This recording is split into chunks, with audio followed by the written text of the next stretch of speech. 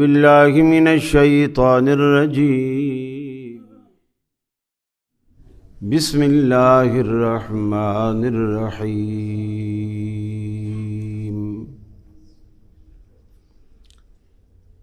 ان الدین عند اللہ الاسلام ومن يبتغ غير الإسلام دينا فلن يقبل منه وهو في الآخرة من الخاسرين۔ صبح کے وقت میں ماشاءاللہ مسجد میں اتنی رونق دیکھ کر بہت خوشی ہو رہی ہے۔ اللہ تعالیٰ آپ کا اس طرح جمع ہونا، دین کو سیکھنے اور سمجھنے کے لیے تشریف لانا، بیٹھنا، وقت دینا، نیند خراب کر کے یہاں آ کر کے بیٹھنا، اپنی جناب میں قبول و مقبول فرمائے۔ اور یہاں حاضری کے سبب آپ کے جو کام رک گئے ہیں کہ آپ گھر پہ ہوتے تو شاید وہ کام کرتے، اللہ سے دعا ہے آپ کے سارے رکے کام اس حاضری کی وجہ سے اپنے فضل سے آپ کے پورے کرا دیں۔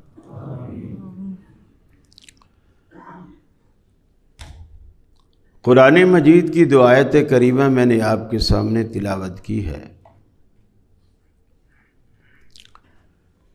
اس میں اللہ رب العالمین کہتا ہے کہ میرے نزدیک جو دین ہے وہ اسلام ہے، اور ساتھ میں یہ بھی کہا کہ اسلام کے علاوہ کوئی شخص کوئی اور دین لائے گا تو ہم اسے قبول نہیں کریں گے، اور آخرت میں بھی ایسا بندہ خسارے میں رہے گا جو اسلام سے ہٹ کر کوئی دین لائے گا۔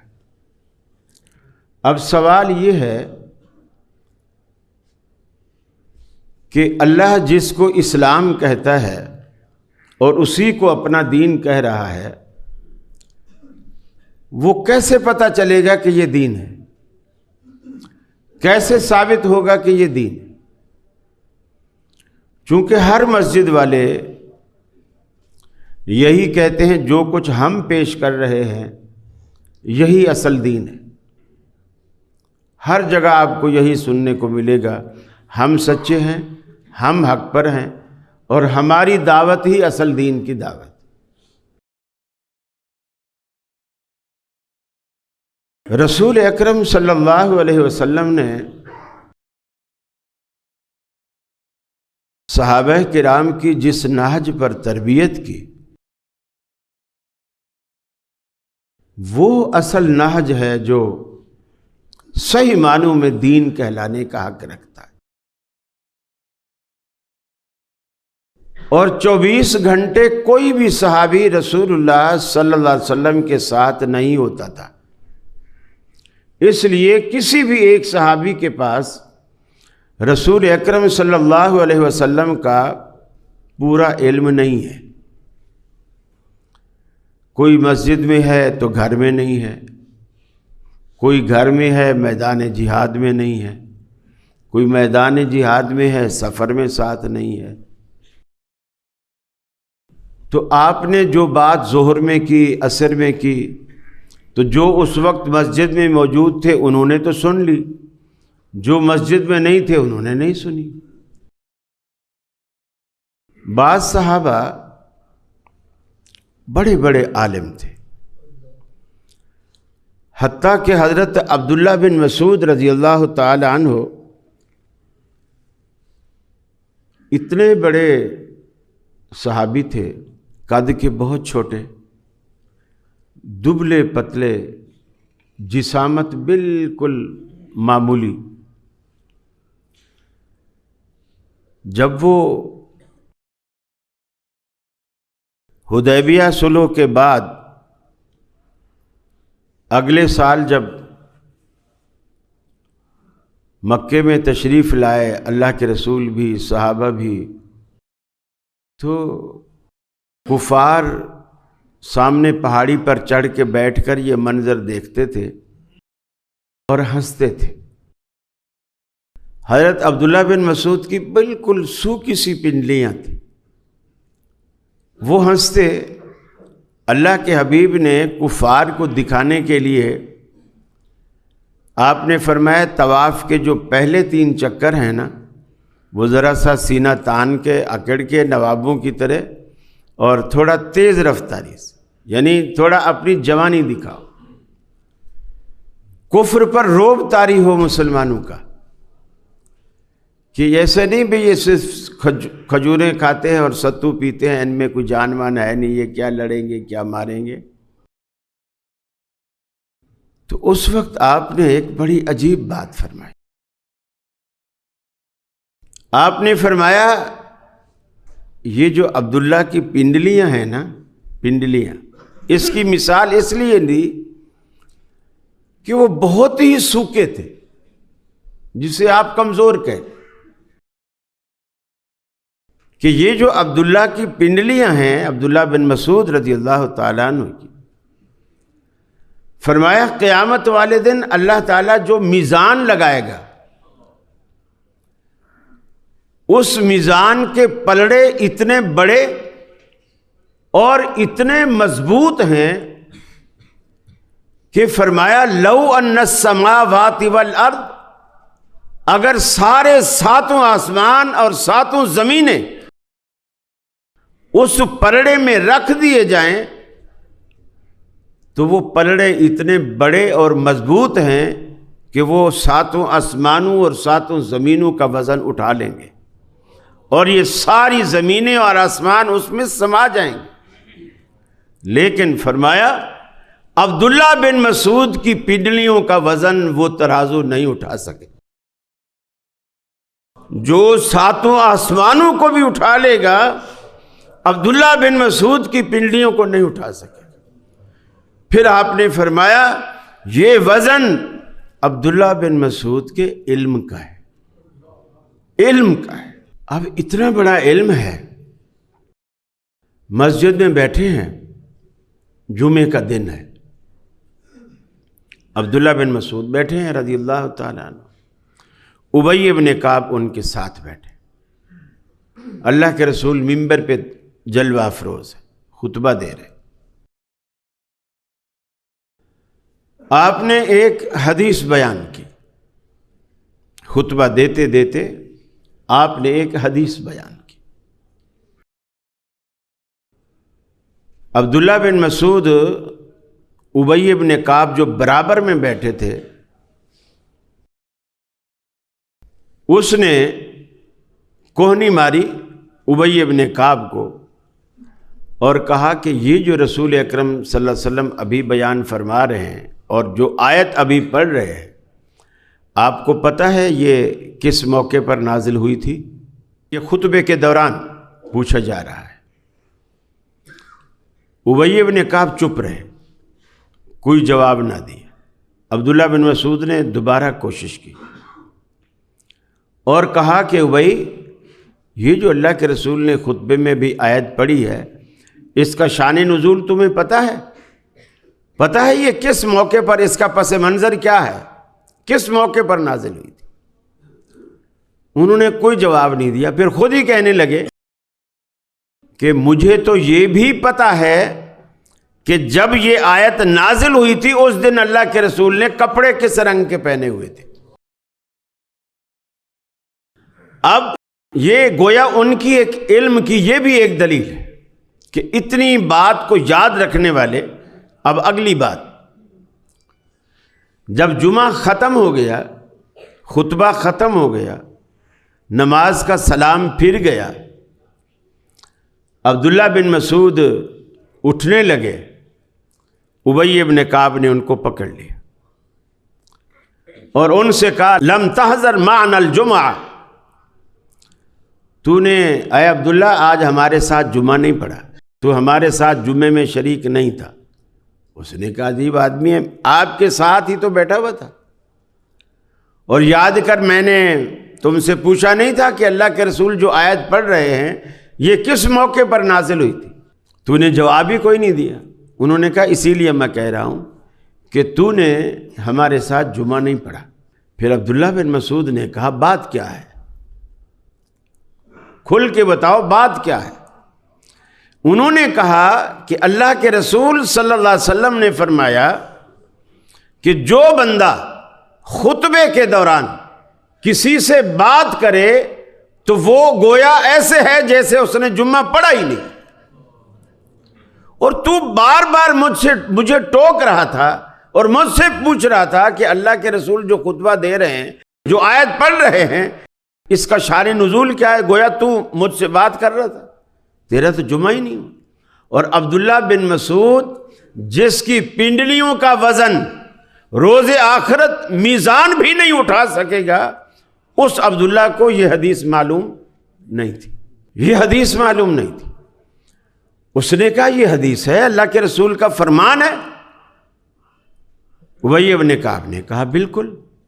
عبداللہ بن مسعود نے ابی بن کعب کو پکڑا، رسول اللہ صلی اللہ علیہ وسلم کے پاس چلے اور جا کر کے کہا کہ یا رسول اللہ صلی اللہ علیہ وسلم، آپ نے جب خطبہ دیا، خطبے کے دوران میں نے اس سے یہ بات معلوم کی، اور یہ اب یہ کہتا ہے کہ تو نے میرے ساتھ جمعہ ہی نہیں پڑھا، جبکہ جمعہ میں نے اس کے ساتھ بیٹھ کے پڑھا ہے۔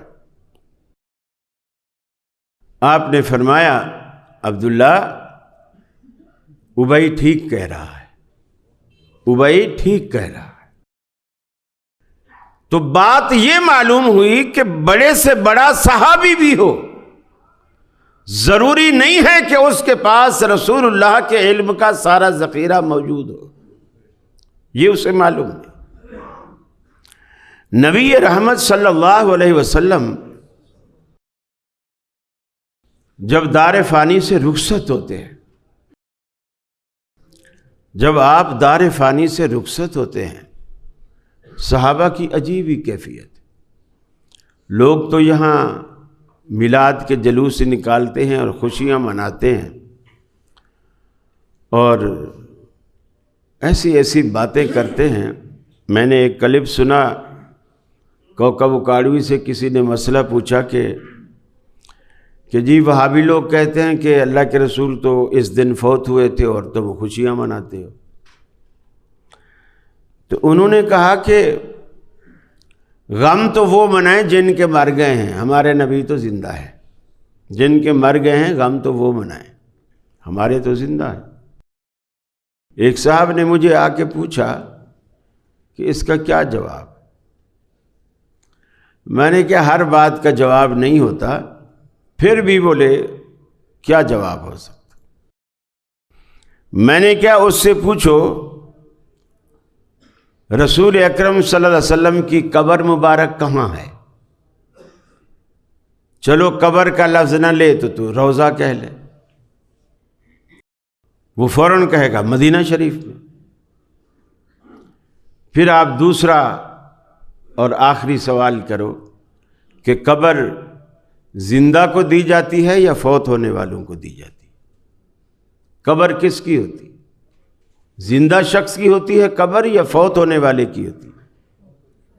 فوت ہونے والے کی۔ تو گویا فوت تو آپ مان ہی رہے ہو، بس زبان پہ نہیں لا رہے، دل میں تو مان رہے ہو، زبان پہ نہیں لا رہے۔ تو نبی کریم صلی اللہ علیہ وسلم کے بڑے سے بڑے صحابہ بھی سارے مسائل سے واقف نہیں ہوتے تھے، بہت ساری باتیں انہیں معلوم ہوتی تھیں، بہت ساری نہیں معلوم ہوتی تھی۔ آپ جب دنیا سے رخصت ہو گئے، صحابہ کا بڑا عجیب منظر تھا، غم سے نڈھال مسجد نبوی بھری پڑی ہے، جیسے آپ بیٹھے ہیں اسی طرح مسجد نبوی میں سارے صحابہ جمع ہیں، برابر میں ہی آپ کا حجرہ تھا، جو حضرت عائشہ کا حجرہ تھا برابر ہی میں تھا، آپ کا جسد خاکی وہیں چارپائی پہ رکھا ہوا تھا، یمنی ایک دھاری دار سفید رنگ کی چادر تھی جو آپ کے اوپر ڈالی گئی تھی۔ ابوبکر صدیق بھی مسجد میں آئے تو انہوں نے بڑا عجیب منظر دیکھا کہ حضرت عمر مسجد میں کھڑے ہوئے ہیں اور تلوار ان کی بے نیام ہے، اور وہ اعلان کر رہے ہیں کہ اگر کسی نے یہ کہا نا کہ حضور فوت ہو گئے ہیں تو میں اسے قتل کر دوں گا، میں اس کا سر قلم کر دوں گا۔ ابوبکر صدیق رضی اللہ تعالیٰ عنہ آئے مسجد میں، انہوں نے یہ منظر دیکھا، حضرت عمر کا دعویٰ سنا، فوراً حجرے میں چلے گئے۔ جا کے دیکھا کہ تو رسول اللہ صلی اللہ علیہ وسلم چارپائی پر ہے۔ انہوں نے آپ کے رخ انور سے کپڑا ہٹایا، پیشانی کا بوسہ دیا، پیشانی کا بوسہ دے کر فرمایا بس یہی موت ہے جو آپ پر آ چکی ہے، اللہ آپ پر 2 موتیں نہیں لائے گا، یعنی جو آنی تھی وہ آ چکی، اللہ دوسری موت نہیں لائے گا۔ اور آپ نے اپنی زندگی میں بھی اس کے واضح اشارے دیے، کئی موقعوں پر دی، بلکہ آخری موقع پر جب سیدہ فاطمہ الزہرا آئیں اور انہوں نے رسول اللہ صلی اللہ علیہ وسلم کو بڑی تکلیف میں دیکھا، بخار اتنا ہے کہ جسم تپ رہا ہے۔ حضرت عائشہ فرماتی ہیں جب تک اللہ کے رسول کو بخار نہیں آیا تھا میں یہ سمجھتی تھی کہ بخار دوزخ کی گرمیوں میں سے ایک گرمی ہے، دوزخ کی تپش ہے، لیکن جب اللہ کے رسول کو بخار آیا اور اتنا تیز بخار آیا کہ ہم ٹھنڈے پانی کے کئی مشکیزیں آپ پر ڈالتے تھے، پھر کہیں جا کر کے ہوش آتی اور تھوڑی دیر بعد پھر جسم وہی گرم ہو جاتا، تو میں اپنا نقطہ نظر میں نے تبدیل کر لیا کہ اگر یہ دوزخ کی گرمی ہوتی تو اللہ کے رسول کو یہ بخار کبھی نہ آتا۔ میں نے اپنے نظریے کو چینج کر لیا۔ حضرت فاطمہ الزہرا آپ کی لخت جگر آئی، آپ کے برابر میں تشت رکھا ہوا ہے، اس میں ٹھنڈا پانی ہے، اللہ کے رسول بار بار اس ٹھنڈے پانی میں ہاتھ ڈالتے اور اپنے چہرے پر پھیرتے، اور وہ جسم کی تپش کی وجہ سے پانی جیسے چہرے کو لگتا چند ہی لمحوں میں خشک ہو جاتا، جلد پہ جیسے سوکھ جاتا، آپ پھر دوبارہ پانی میں ٹھنڈے پانی میں ہاتھ ڈالتے اور چہرے پر پھیرتے۔ حضرت فاطمہ نے دیکھا تو بے ساختہ منہ سے نکلا، ہے میرے ابا کی تکلیف، یعنی گویا مجھ سے دیکھ ہی نہیں جا رہی۔ اللہ کے رسول نے فرمایا لا کرب بعد اليوم، اے میری بیٹی آج تیرے ابا کی تکلیف کا آخری دن ہے، لا کرب بعد اليوم، آج کے بعد تیرے ابا کو کوئی تکلیف نہیں ہوگی، کوئی تکلیف۔ تو اللہ کے رسول نے بھی زندگی میں ایسے اشارے دیے کہ جیسے اب میں جانے والا ہوں، اور آپ چلے گئے۔ صدیق اکبر نے جب پیشانی کا بوسہ دیا، بوسہ دینے کے بعد مسجد میں آئے، حضرت عمر کے غصے کی کوئی پرواہ نہیں کی، سیدھا ممبر پہ چڑھ گئے، ممبر پہ چڑھے اور لوگوں کو خطبہ دیا۔ اس خطبے میں آپ نے فرمایا من کان یعبد محمدا فإن محمدا قد مات، جو شخص محمد عربی صلی اللہ علیہ وسلم کی عبادت کرتا تھا وہ سن لے اس کا معبود آج فوت ہو گیا۔ ومن کان یعبد اللہ فإن اللہ حی لا یموت، اور جو شخص اللہ کی عبادت کرتا تھا وہ سن لے اس کا معبود زندہ ہے، حی لا یموت، اور ایسا زندہ ہے کہ اس پر کبھی موت کا اطلاق نہیں ہوتا، وہ ذات کبھی فوت ہونے والی نہیں۔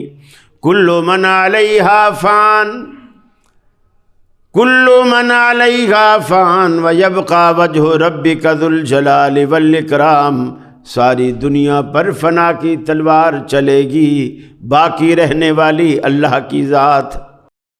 دو صحابہ کرام جلیل القدر صحابہ کرام کے دعوے سامنے آئے، دونوں متضاد دعوے۔ اللہ کے رسول کے بارے میں حضرت عمر کہتے ہیں کہ آپ فوت نہیں ہوئے، اگر کسی نے کہا آپ فوت ہوئے تو میں قتل کر دوں گا۔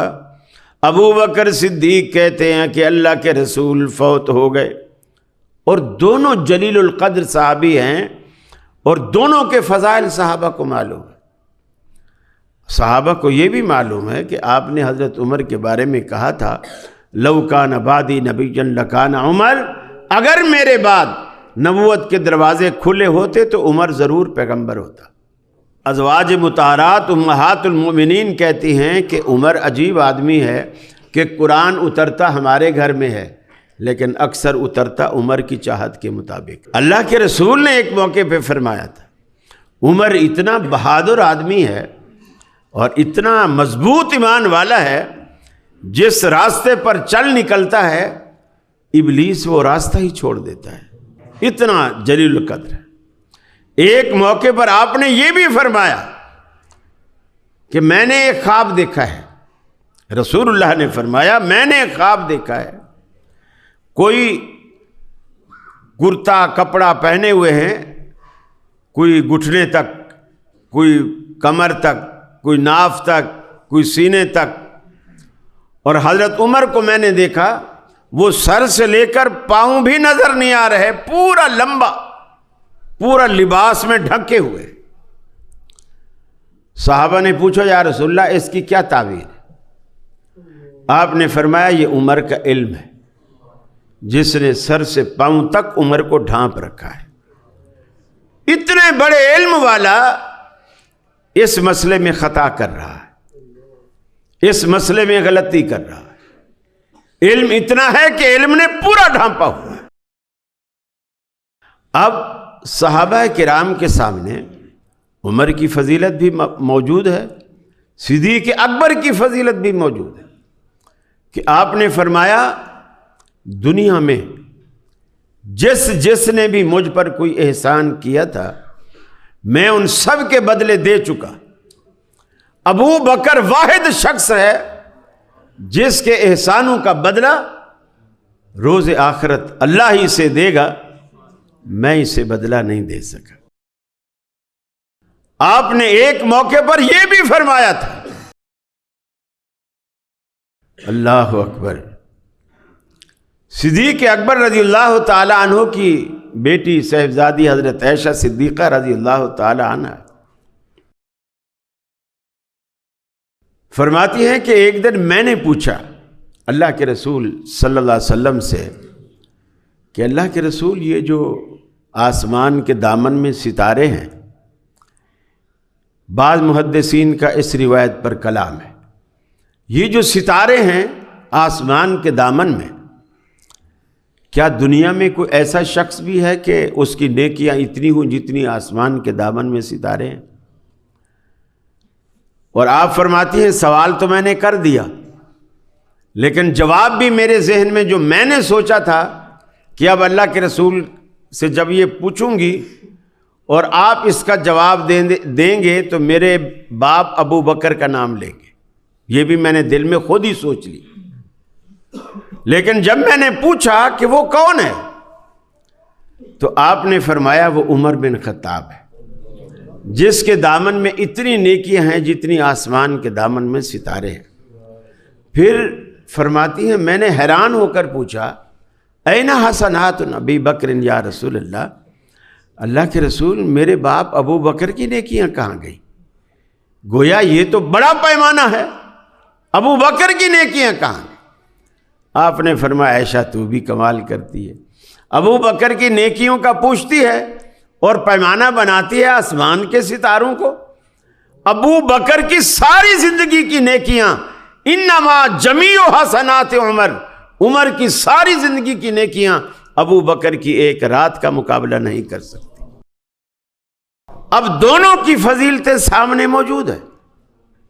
آپ نے یہ بھی فرمایا تھا اور صحابہ کو یہ سب معلوم ہے، آپ نے ایک موقع پر فرمایا کہ جنت کے 8 دروازے ہیں اور ہر دروازہ کسی نہ کسی مخصوص نیکی کے ساتھ مخصوص ہے۔ بعض نماز جو زیادہ پڑھتے ہیں نفل وغیرہ ان کے لیے دروازہ رکھا ہے، بعض جو روزے زیادہ رکھتے ہیں ان کے لیے دروازہ رکھتا ہے، بعض جو سخاوت زیادہ کرتے ہیں ان کے لیے دروازہ رکھا ہے۔ اور قیامت والے دن ان اوصاف کے جو لوگ آئیں گے تو اس صفت کے حاملین کے لیے جو دروازہ مقرر کیا گیا ہے وہ اس کو آواز دے گا کہ اے فلاں میرے اندر سے داخل ہو۔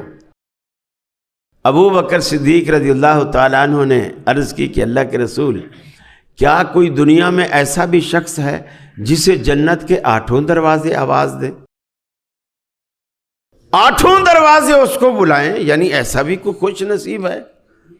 آپ نے فرمایا ہاں، انت منہم یا صدیق، اے صدیق تو انہی میں سے ہے جس کو جنت کے 8 دروازے آواز دیں۔ اب صحابہ کے سامنے یہ دونوں کے فضائل، عمر کے فضائل، صدیق اکبر کے فضائل، دونوں کے معلوم ہیں اور دونوں کے دعوے مختلف ہیں۔ عمر کہتا ہے اللہ کے رسول فوت نہیں ہوئے، صدیق اکبر کہتے ہیں اللہ کے رسول فوت ہو گئے۔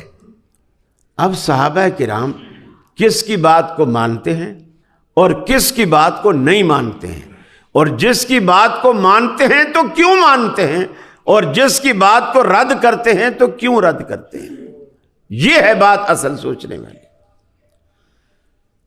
حضرت عمر نے جب دعویٰ کیا تو دلیل کوئی نہیں دی، کوئی بھی دلیل ساتھ نہیں دی، بس دعویٰ کیا۔ ابو بکر صدیق جب منبر پر کھڑے ہوئے، انہوں نے جب دعویٰ کیا، دعوے کے ساتھ انہوں نے دلیل دی۔ فرمایا وما محمد الا رسول قد خلت من قبله الرسل افإن مات او قتل انقلبتم على اعقابكم۔ فرمایا محمد صلی اللہ علیہ وسلم بھی ایک رسول ہیں، آپ بھی ایک پیغمبر ہیں، دنیا میں آنے والے دیگر انبیاء کی طرح۔ کیا آپ اگر دنیا سے چلے جائیں یا قتل کر دیے جائیں، کیا تم دین سے منحرف ہو جاؤ گے، دین سے پلٹ جاؤ گے؟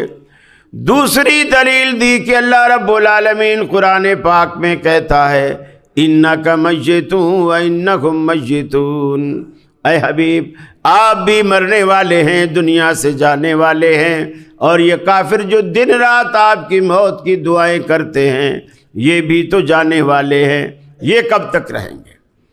تیسری دلیل دیتے ہوئے فرمایا افإن مت فهم الخالدون، اللہ رب العالمین قرآن میں کہتا ہے حبیب اگر آپ فوت ہو جائیں تو یہ کافر کب تک رہیں گے، یہ کیا ہمیشہ رہیں گے؟ انہوں نے بھی تو مرنا ہے۔ چوتھی دلیل دیتے ہوئے فرمایا کل من علیہا فان ویبقى وجہ ربک ذو الجلال والاکرام، ساری دنیا فنا ہونے والی ہے اور باقی رہنے والی اللہ رب العالمین کی ذات۔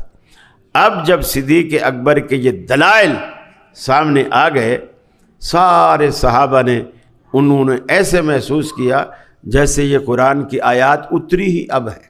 حضرت عمر کی بھی سمجھ میں آ گئی، بغیر ہیل حجت کے انہوں نے اپنی تلوار فوراً نیام میں ڈال دی، گویا انہوں نے بھی مان لیا کہ میری غلطی ہے اور اللہ کے رسول واقعی فوت ہو چکے ہیں۔ بات کیسے مانی گئی؟ دلیل کے ساتھ۔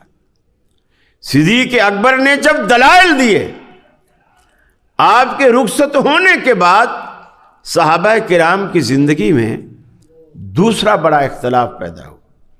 وہ اختلاف یہ ہوا کہ آپ کو دفن کہاں کیا جائے، دفن کہاں کیا جائے۔ صحابہ کے 3 گروہ کھڑے ہو گئے۔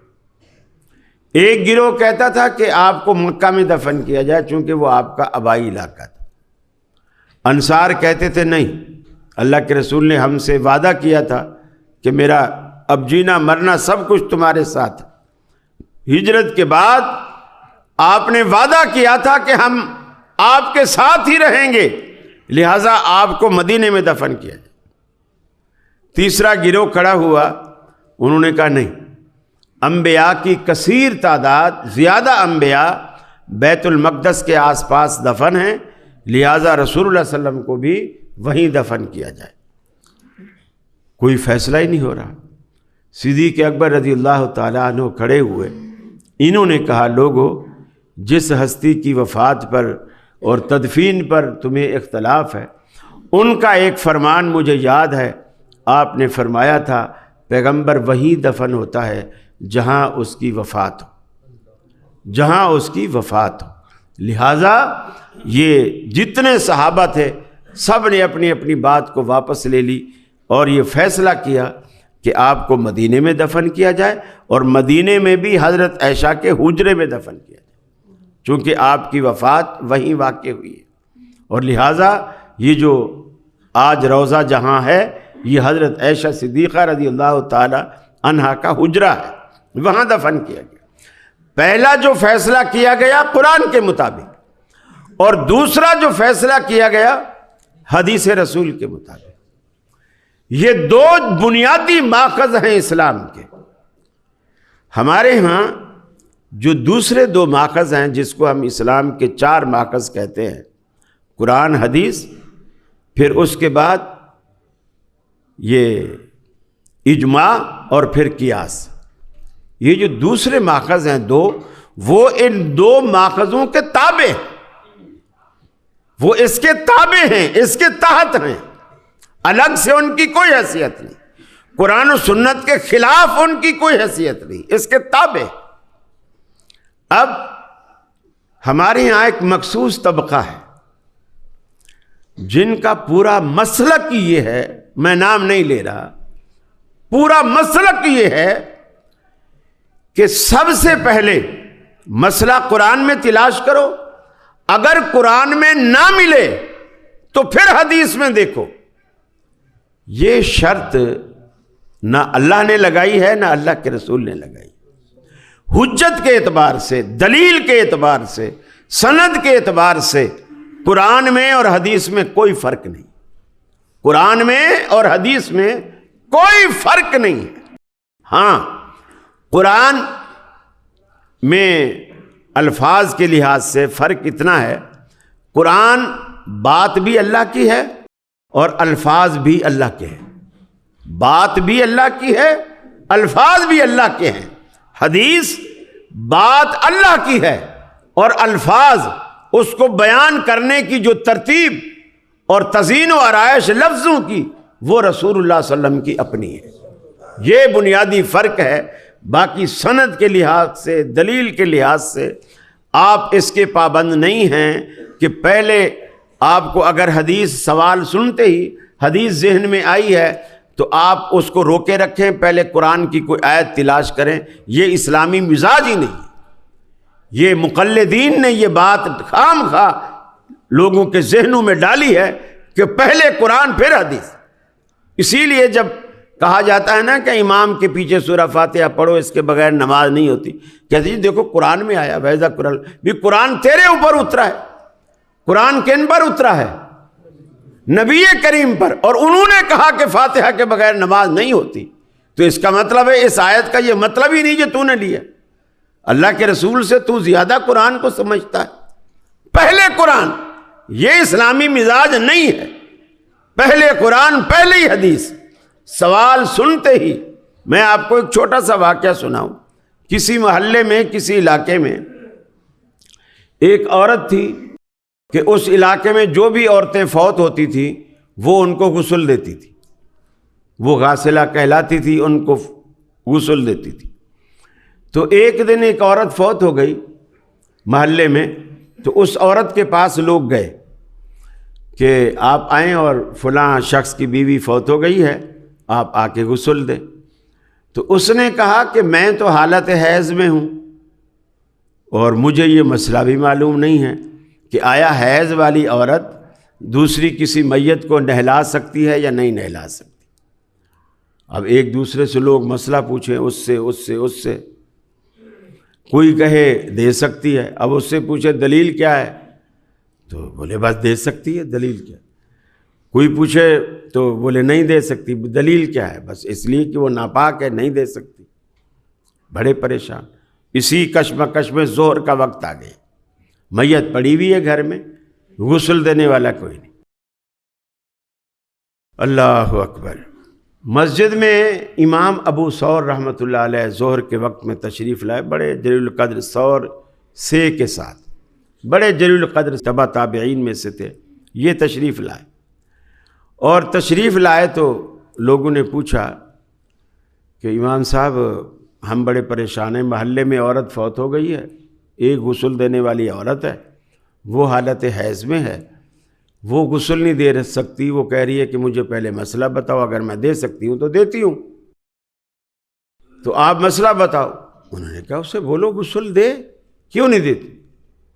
تو انہوں نے کہا دلیل، کہنے کے دلیل حضرت عائشہ رضی اللہ تعالی عنہا سے مروی وہ روایت ہے کہ اللہ کے رسول وضو کر کے آئے اور آپ نماز کے لیے کھڑے ہوئے، وضو کر کے آئے، اور حضرت عائشہ تھوڑی فاصلے پر کھڑی تھی، اور حضرت عائشہ کے پاس جائے نماز رکھی ہوئی تھی۔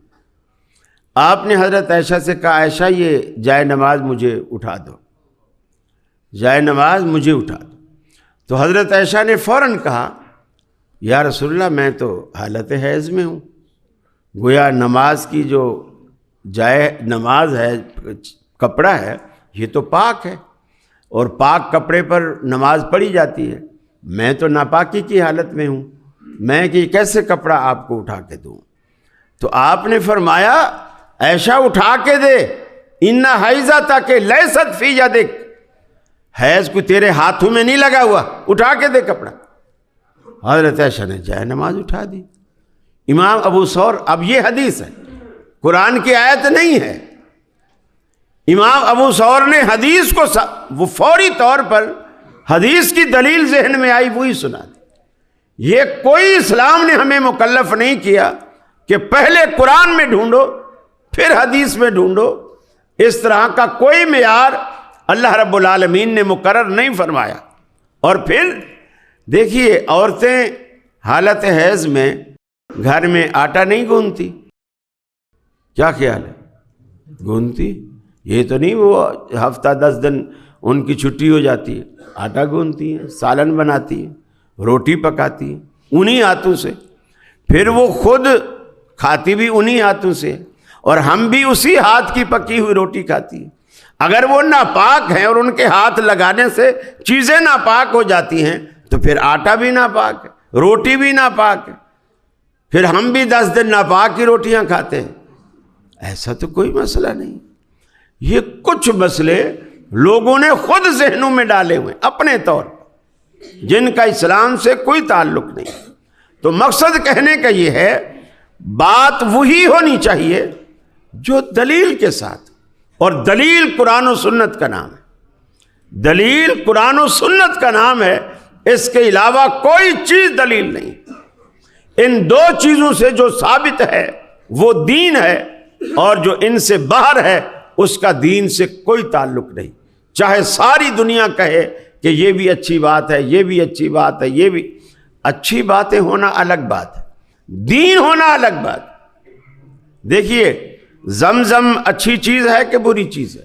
آپ نے فرمایا اگر کوئی شخص دل میں مراد رکھ کر اس زمزم کو ایک سانس میں جتنا پی سکتا ہے، دل میں کوئی مراد رکھ کر، مثلا آپ کے ہاں اولاد نہیں ہوتی، آپ نے دل میں مراد رکھ لی اللہ مجھے بیٹا دے دے، میں یہ زمزم پی رہا ہوں، مجھے بیٹا دے دے مثال کے طور پر، اور آپ نے ایک ہی سانس میں جتنا پی سکتے تھے زمزم کو آپ نے پی لیا، اللہ کے رسول نے فرمایا اللہ اس کی وہ مراد پوری کر دیتا ہے۔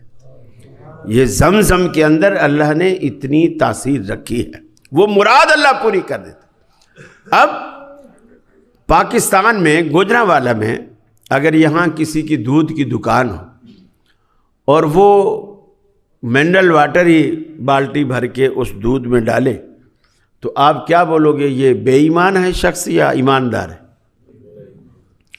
اگر وہی دکان سعودی عرب میں ہو، اگرچہ وہاں کھلا دودھ بیچنے کی اجازت نہیں ہے، میں مثال دے رہا ہوں کہ وہاں آپ ٹب بھر کے بیٹھے ہوں اور بالکل آپ کی آنکھوں کے سامنے وہ زمزم ہی سے، اور واقعی زمزم پانی کی بالٹی بھر کے دودھ میں آ کے ڈالے، تو وہ بے ایمان ہے یا انتہائی نیک آدمی ہے؟ ہاں، نیک کون کہہ رہا ہے؟ اچھا بچہ نیک کہہ رہا ہے، یہ گجر نہیں ہے نا، اس کو پتہ نہیں، وہ بھی بے ایمان ہے، حالانکہ اس نے زمزم میں دودھ میں اچھی چیز ملائی ہے یا بری چیز ملائی ہے؟ اچھی چیز ملائی۔ اب یہ لوگ اکثر دلیل دیتے میاں ٹھیک ہے یہ ملاوٹ ہے، مگر دین میں ہم نے کوئی بری چیز تو نہیں ملائی نا۔ اب کھانے کے اوپر ہم نے سورہ اخلاص ہی پڑھی ہے نا، فاتحہ پڑھی ہے، سورہ یاسین پڑھی جس کو ختم شریف کہتے ہیں، سورہ ملک پڑھی ہے، ہم نے کوئی کسی کو گالی تو نہیں دی، برا کام تو نہیں کیا۔ اگر اذان سے پہلے صلاۃ و سلام پڑھا ہے تو یار اللہ کے حبیب پر درود ہی پڑھا ہے نا، کوئی گناہ تو نہیں کیا، کام تو اچھا ہے نا۔ اچھے اور برے کا بتائے گا کون؟ دلیل سے پتہ چلے گا کہ یہ کام اچھا ہے یا برا۔ فی نفس ہی اس کا اچھا ہونا اس کو اچھا نہیں کرے گا۔ فی نفس ہی کسی کام کا اچھا ہونا، جیسے فی نفس ہی زمزم اچھا ہے، لیکن اگر کوئی شخص اسے پانی میں ڈال کے بیچ رہا ہے، دودھ میں ڈال کے اسے بیچ رہا ہے، تو وہ شخص بے ایمانی کر رہا ہے، لوگوں کے ساتھ دھوکہ کر رہا ہے۔ بے شک بظاہر اچھا کام ہے، ممکن ہے اس کی دکان کا جو دودھ پیے ہو سکتا ہے زمزم کی برکت سے اللہ اس کی بھی مرادیں پوری کر دے، لیکن وہ بے ایمان ہے جس نے پانی ڈالا۔ گویا دودھ میں زمزم ملاؤ یا گوجرا والا کا پانی ملاؤ، دونوں ایک برابر ہیں اور دونوں بے ایمان، دونوں ملاوٹ کرنے والے، اور دونوں کے لیے آپ نے فرمایا من غش فلیس منا۔ کوئی آپ نے استثناء نہیں دیا کسی خاص بندے کو، جس نے بھی ملاوٹ کی وہ ہم میں سے نہیں ہے، جس نے دھوکہ کیا وہ ہم میں سے نہیں ہے۔ میرے بھائی دین کو سمجھیے، اور یہ جو پوچھنے کا سوال کرنے کا جو مزاج ہے نا، یہ صرف آپ کو الحمدللہ اہل حدیث کے پاس ملے گا اور کہیں نہیں ملے گا۔ لوگ تو آپ دوسروں کی مسجد میں آپ جا کے دیکھو اور آپ ان کے کسی بڑے عالم سے آپ سوال کر کے دیکھو، آپ پوچھ کے دیکھو، آپ کے سوال کرتے ہی وہ سمجھ جائے گا کہ یہ اہل حدیثوں کی مسجد سے آیا ہے بندہ، یا ان کے ساتھ اٹھتا بیٹھتا ہے، یہ گستاخ ہے، علماء سے پوچھتا ہے۔ ارے علماء سے نہیں پوچھیں گے تو کیا جہلاء سے پوچھیں گے؟ یہ اس کی اتنی جرت، اتنے بڑے عالم سے سوال کر، حضرت نے جو کہہ دیا ہے کافی ہے، حضرت سے پوچھ رہا ہے دلیل کیا ہے؟ یہ دلیل مانگنے کا مزاج صرف اہل حدیث کا، اور اللہ کا بڑا احسان ہے، بڑا احسان۔ اور یہ اللہ اکبر، صحابہ کرام میں چھوٹی چھوٹی بات حضرت عمر نے لوگوں کو درس دیا، مسجد نبوی درس دیا، اور درس میں فرمایا کہ میں نے سنا ہے کہ آج کل کی عورتیں، یعنی اس دور میں کہ میں نے سنا ہے آج کل عورتیں جو ہیں وہ اپنا حق مہر بہت زیادہ مانگنے لگی ہیں، بہت زیادہ مقرر کرنے لگی ہیں، اور پھر انہوں نے کوئی ایک فیگر مقرر کیا۔ وہ فیگر حدیث میں ذکر نہیں ہے، لیکن یہ ہے کہ آپ نے ایک مقدار مقرر کی کہ اس مقدار سے زیادہ اگر کسی نے مہر باندھا تو ہم وہ بیت المال میں جمع کر لیں گے، یعنی ضبط کر لیں گے۔ اس سے زیادہ بیت المال، جیسے ہمارے یہاں مشہور ہے شرعی مہر جی کیا ہے جی 32.25 روپے، یہ کس شریعت میں ہے کسی کو بھی پتہ نہیں، خود اس مولوی کو بھی پتہ نہیں جس نے کہا یہ شرعی مہر ہے، کہ یہ 32.25 روپے آئے کہاں سے۔ حضرت عمر نے کہا کہ یہ مقدار ہے، اس سے اوپر اگر کسی نے مہر باندھا تو ہم اسے بیت المال میں جمع کریں۔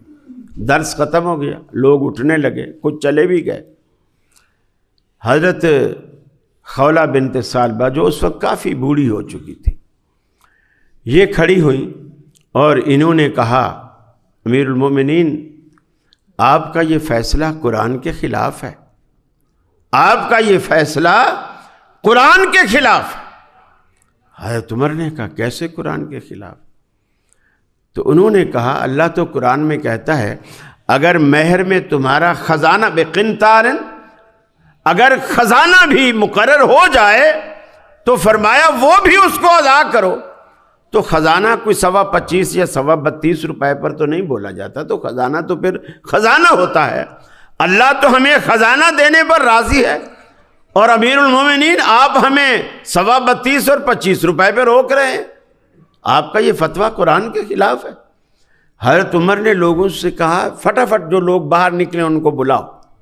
سارے لوگ آ گئے اور اب آپ نے دو کام کیے. ایک تو دیکھو اپنی غلطی کا اعتراف. عالم سب سے بڑا وہی ہوتا ہے کہ بھری مجلس میں بھی اگر کوئی بچہ بھی دلیل کے ساتھ اس کی بات کو غلط قرار کر دے تو وہ سب کے سامنے کہے یہ میری غلطی. حضرت عمر نے بھری مجلس میں تسلیم کیا کہ میرا یہ فتویٰ واقعی غلط تھا. اور دوسرا اس بڑھیا کی آپ نے تعریف اور توثیق کی، جس کا مطلب یہ تھا کہ اگر کوئی بندہ آپ کی اصلاح کرتا ہے تو وہ آپ کا دشمن نہیں ہے، آپ کا محسن ہے. آپ کا محسن ہے، اس نے آپ کی اصلاح کی ہے اور آپ کو غلطی سے بچایا. حضرت عمر نے کہا لوگو، عمر سے تو یہ بڑھیا بھی قرآن زیادہ جانتی ہے. عمر سے تو یہ بڑھیا بھی قرآن زیادہ جانتی. ایک روایت میں آتا ہے اگر یہ بڑھیا نہ ہوتی تو عمر گمراہ ہو جاتا. عمر گمراہ ہو جاتا. آپ نے اپنا فتویٰ واپس لیا اور آپ نے آزاد چھوڑ دیا. اور اسی طرح جو آج تک ایک مخصوص طبقے میں سیدنا فاروق اعظم کے بارے میں مشہور ہے کہ جی انہوں نے ایک وقت کی 3 طلاقوں کو 3 ہی شمار کر دیا تھا. مسلم شریف میں بھی روایت ہے، حضرت ابن عباس اس کے راوی ہیں، اور وہ فرماتے ہیں کہ اللہ کے رسول کے زمانے میں، ابو بکر صدیق کے زمانے میں اور حضرت عمر فاروق کے پہلے 2 سال تک، 2 یا 3 سال تک پہلے ایک مجلس کی 3 طلاقوں کو ایک مانا جاتا تھا. رسول اللہ کے دور میں، ابو بکر صدیق کے دور میں اور حضرت عمر کے پہلے 3 یا 2 سالوں تک ایک مجلس کی 3 طلاقوں کو ایک مانا جاتا تھا. پھر حضرت عمر نے اپنے ان ابتدائی دور کے بعد ایک تعزیری حکم نافذ کیا کہ اب جو بندہ جتنی طلاقیں دے گا ہم اتنی شمار کریں گے. حالانکہ دین صحابہ کے دور میں آخر تک مکمل ہوتا رہا یا نبی کریم کی حیات مبارکہ میں مکمل ہو چکا. الیوم اکملت لکم دینکم واتممت علیکم نعمتی ورضیت لکم الاسلام دینا. یہ جو اللہ نے حکم نازل کیا، یہ آیت رسول اللہ صلی اللہ علیہ وسلم پر نازل ہو چکی تھی حجۃ الوداع کے موقع پر، اور دین آپ کی حیات مبارکہ میں مکمل تھا. اب حضرت عمر نے یہ حکم جاری کر دیا، ٹھیک ہے، حکم جاری ہو گیا. دوسرا حکم آپ نے دیا تھا جو عورت نوحہ کرے، یہ جو مرنے پر پنجاب میں اسے بین کہتے ہیں کیا کہتے ہیں؟ بین کہتے ہیں. تو وہ جو عورت نوحہ کرنے والی ہوتی تھی، بین کرنے والی، حضرت عمر نے حکم دیا کہ اسے قتل کر دو. تیسرا حکم آپ نے یہ دیا کہ جو لونڈی، جو اسلام کا حکم ہے کہ جو جہاد میں عورتیں پکڑی جاتی اور وہ امیر کے پاس جمع ہوتی، امیر انہیں تقسیم کرتا تو وہ لونڈی جس کے حصے میں آتی اس شخص پر وہ لونڈی حلال ہوتی، اور وہ شخص اس کے ساتھ بیوی والا معاملہ بھی کر سکتا تھا بغیر کسی نکاح کے. اور یہ چیز رسول اللہ صلی اللہ علیہ وسلم کے وقت میں بھی چلی آئی، ابو بکر صدیق کے وقت میں بھی چلتی رہی، اور حضرت عمر کے ابتدائی دور میں بھی چلتی رہی. پھر انہوں نے کیا کیا، حضرت عمر نے یہ پابندی لگا دی کہ اب جس کی بھی لونڈی ہے یا تو وہ اس سے بیوی والا کام نہ کرے، اور اگر بیوی والا کام رکھنا چاہتا ہے تو اس سے نکاح کرے، نکاح کے بغیر نہیں کر سکتا. یہ 3 کام کی. امام ابن قیم رحمۃ اللہ علیہ کی کتاب ہے اغاثۃ اللہفان، آج بھی موجود ہے، مارکیٹ میں موجود ہے، اغاثۃ اللہفان. اس میں حضرت عمر کی یہ 3 باتیں امام ابن قیم رحمۃ اللہ علیہ لائے ہیں، اور 3 باتیں لانے کے بعد ان 3 باتوں سے حضرت عمر کا رجوع لائے کہ حضرت عمر ساری زندگی ان 3 باتوں پر پچھتاتے رہے. کاش میں 3 طلاق، ایک مجلس کی 3 طلاقوں کو 3 شمار نہ کرتا، کاش میں نوحہ کرنے والیوں کو قتل نہ کرواتا، کاش میں لونڈیوں کے ساتھ نکاح کو لازم قرار نہ دیتا۔ مجھے بتائیے، اگر کوئی حاکم وقت کوئی اچھا کام کرتا ہے، اچھا کام کرنا، حاکم وقت ہو یا عام آدمی ہو، اچھا کام کرتا ہے، اچھا کام کرنے کے بعد اسے اس پر پچھتاوا ہونا چاہیے یا خوشی ہونی چاہیے؟ اور حضرت عمر پچھتا رہے، حضرت عمر پچھتا رہے، اور پچھتانے کا مطلب یہ ہے کہ مجھ سے بھول ہوئی ہے، مجھ سے بھول ہوئی ہے۔ تو ہمیشہ دین کے ساتھ دلیل لازم و ملزوم ہے۔ جب تک وہ بات دلیل سے ثابت نہیں ہوتی تب تک وہ دین کہلانے کا حق نہیں رکھتا، دین کہلانے کا حق نہیں رکھتی۔ حضرت ابی بن کعب رضی اللہ تعالیٰ عنہ مسجد میں درس دے رہے تھے۔ ایک صحابی نے امیر المومنین حضرت عمر فاروق کو آ کر کے شکایت کر دی۔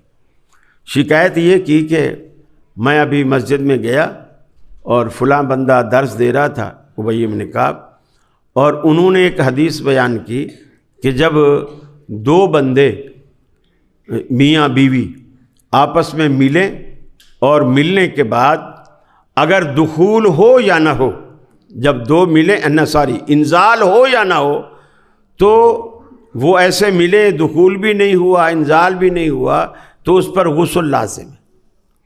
وہ آ کر کے حضرت عمر کو کہنے لگا کہ میں نے پھر ان سے پوچھا دلیل، تو انہوں نے اپنے کسی چچا کا حوالہ دیا جو کہ صحابی ہے، کہ میرے فلاں چچا تھے، ان سے میں نے مسئلہ سنایا اور انہوں نے رسول اللہ صلی اللہ علیہ وسلم سے سنا تھا۔ اب وہ حضرت عمر کی عدالت میں ان کی پیشی ہو گئی، بلایا گیا، کہا کہ تو یہ مسئلہ بیان کر رہا تھا، تیرے پاس اس کی کیا دلیل ہے؟ انہوں نے کہا میں اپنے چچا سے سنا۔ کہا دین تیرے چچا کا ہے؟ دین تیرے چچا کا ہے، یہ دلیل ہے کہ میں نے اپنے چچا سے سنا؟ آپ بتا کیسے غسل کر سکتا؟ غسل کی لازمی ہونے کی آپ نے کیا دلیل، کیا ہے تیرے پاس؟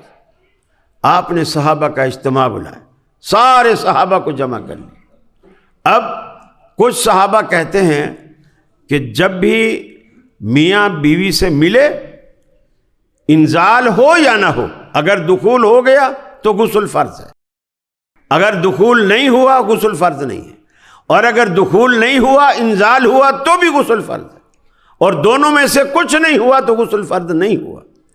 دلیل پوچھتے ہیں کسی کو معلوم؟ حضرت عمر نے سوچ سوچ کے اپنا قاصد بھیجا کہ جاؤ حضرت عائشہ کا دروازہ حضرت عائشہ کا پہلے بھیجا اپنی بیٹی حضرت حفصہ کے پاس، چونکہ وہ بھی ام المومنین تھی، ان کا دروازہ کھٹکاؤ اور ان سے پوچھو کہ اس مسئلے میں اللہ کے رسول کی طرف سے تمہارے پاس کوئی حل ہے؟ صحابہ موجود ہیں اور کچھ کہتے ہیں غسل کرے، کچھ کہتے ہیں نہ کرے۔ ارے جب ایک امتی جو کہ صحابی نہیں ہے اس کا فتویٰ تم نے دین بنا لیا ہے، حضرت عمر صحابہ کے فتوے کو دین نہیں مان رہے، بیٹی کے گھر پہ قاصد بھیجا ہمیں رسول اللہ کا مسئلہ بتاؤ، اس لیے کہ دین رسول اللہ کی پیروی کا نام ہے، کسی صحابی کے فتوے کا نام نہیں ہے۔ یہ بنیادی بات۔ حضرت حفصہ کے دروازہ کھٹکایا، پوچھا ہے مسئلہ، انہوں نے کہا میرے پاس اس معاملے میں اللہ کے رسول کا کوئی فرمان موجود نہیں ہے، تم عائشہ کے پاس جاؤ۔ وہ بندہ پھر عمر کے پاس کہ آپ کی بیٹی نے یہ جواب دیا ہے، آپ نے پھر حضرت عائشہ کے پاس بھیجا۔ اچھا اب آپ دیکھو صحابہ کی ایمانداری دیکھو، حضرت عمر نے حفصہ کے پاس بھیجا، حفصہ نے حضرت عائشہ کا نام لیا، لیکن چونکہ حضرت عمر نے عائشہ کے پاس نہیں بھیجا تھا تو وہ حضرت حفصہ کے کہنے سے عائشہ کے پاس نہیں جاتا، فوراً عمر کے پاس کہ آپ کی بیٹی نے یہ جواب دی۔ آپ نے فرمایا اب عائشہ کے پاس جاؤ۔ وہ حضرت عائشہ کے دروازے پر آپ نے فرمایا، حضرت عائشہ نے فرمایا اللہ کے رسول کا فرمان میرے پاس موجود ہے۔ آپ نے فرمایا جب دونوں کی شرم گاہیں باہم ایک ہو جائیں، انزال ہو یا نہ ہو، غسل فرض۔ حضرت عمر نے سارے صحابہ کرام کو یہ مسئلہ سمجھا دیا، لیکن پہلے تحقیق کی، اور تحقیق کہاں جا کر ختم ہوئی؟ اللہ کے رسول کے فرمان پر۔ یہ آج فیصلہ کر کے اٹھو، دین یا تو قرآن ہے یا اللہ کے نبی کا فرمان ہے، تیسری کسی کا فتویٰ، کسی کا قول، کسی کی رائے، کسی کی زندگی، کسی کی بڑی داڑھی، کسی کی بڑی تسبیح کوئی حیثیت نہیں رکھتی۔ دین کے اندر اگر حیثیت ہے تو یا تو اللہ کے قرآن کو یا پھر نبی کے فرمان کو۔ میرے خیال ہے آج کی گفتگو سے اگر آپ اتنی بات آج اگر آپ سمجھ جائیں تو میں سمجھتا ہوں میرا سفر کرنا، کراچی سے یہاں آنا، بالکل اس کی قیمت وصول ہو گئی۔ اللہ رب العالمین مجھے بھی اور آپ کو بھی عمل کی توفیق عطا فرمائے۔